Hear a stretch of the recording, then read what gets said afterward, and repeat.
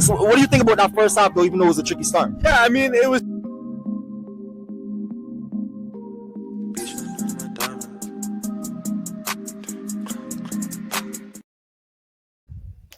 Yes, people, welcome back to another episode on Gunners Street. Don't forget to like, comment, and subscribe to the channel if you like anything Arsenal related. I have all Arsenal news, all player breakdowns, player analysis, match reviews, match analysis, everything Arsenal related here on the channel. So if you like anything Arsenal, don't forget to like, comment, and subscribe to Gunners Street. Continue to support the channel and continue to join the family. Without further ado, ladies and gentlemen, I want to get into something, to be honest, that has flown under the radar for many, many months now. Not necessarily, but really and truly it has. And I want to talk about some of the implications Thomas Partey's future can have on the club. Now, first of all, let's talk about Thomas Partey. Thomas Partey, he's been at Arsenal for like five or 6 years, and during his tenure at Arsenal has been filled with injuries. However, when he has stepped foot on the pitch, not only is he one of our best players, but he's probably one of the best defensive midfielders in the Premier League, let alone all of Europe on his day. Thomas Partey, and why this discussion comes up is because Thomas Partey's contract runs out at the end of the season. And against Real Madrid, thought he was absolutely brilliant.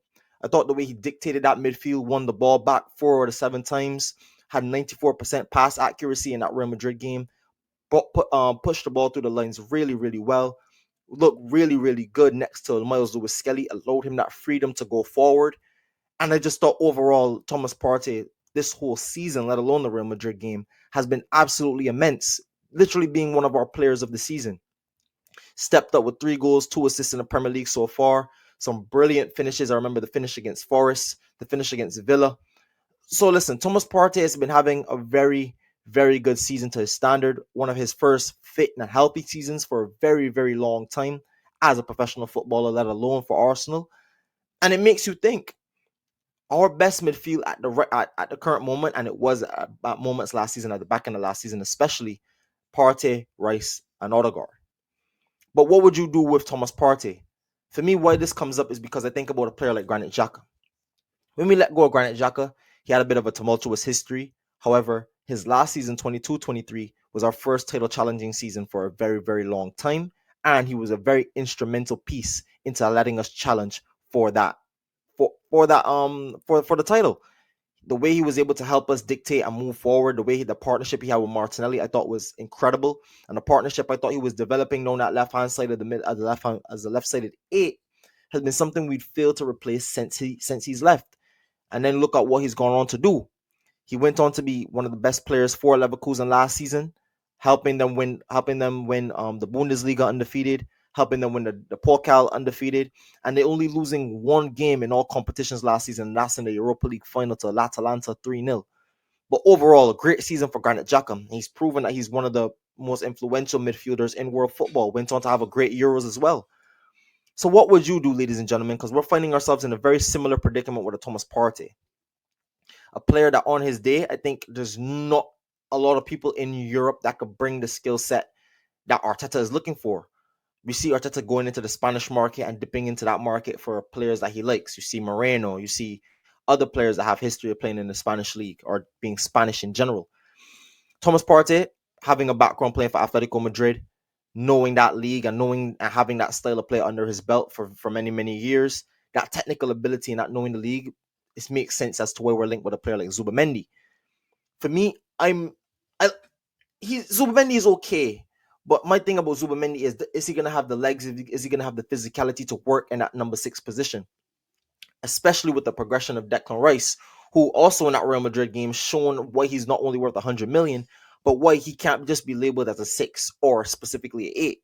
He can do both. And depending on what team you want to put out there and depending on what the objective is, he can do a very good job as both a 6 and an 8. But more than likely, he might be a 8 long term based on how Mikel Arteta and based on how Declan Rice speak about the future of him at the club. So it leaves a big question as to what we do with the number 6 position. Like I said, we're linked to Zubamendi, but I just think Thomas Partey. I just feel like when we let go of Thomas Partey this summer, we're leaving a little bit of something on the table because he's been absolutely brilliant for this club.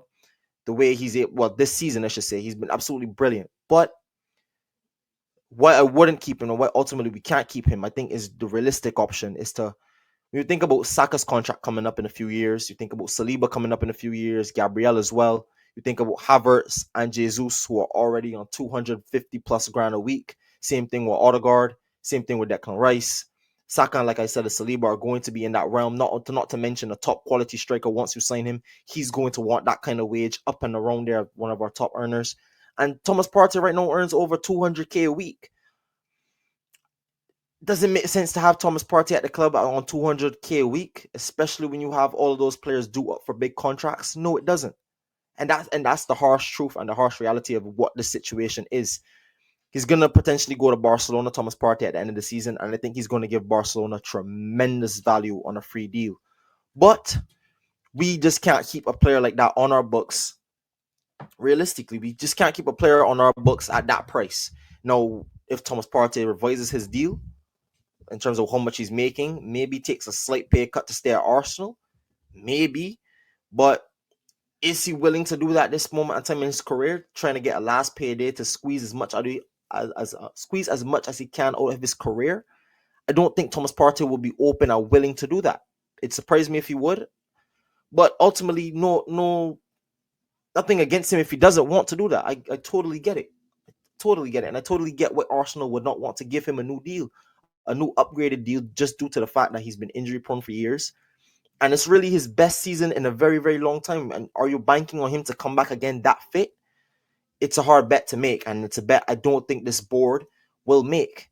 And it's a harsh decision Arsenal fans are going to have to deal with. And let's just hope that we, with Berta coming in, us making certain improvements in the backroom staff in terms of getting a new head of recruitment that's been reported in recent days.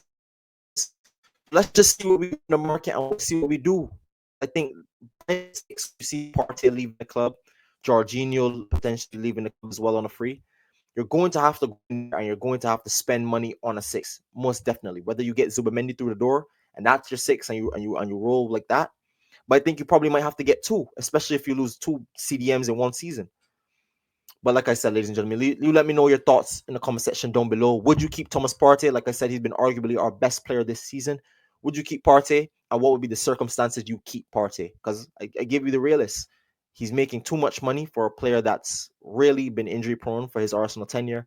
And with all those players due to be up there for contracts, ultimately the deal doesn't make sense. But you leave your thoughts and comments in the, down below.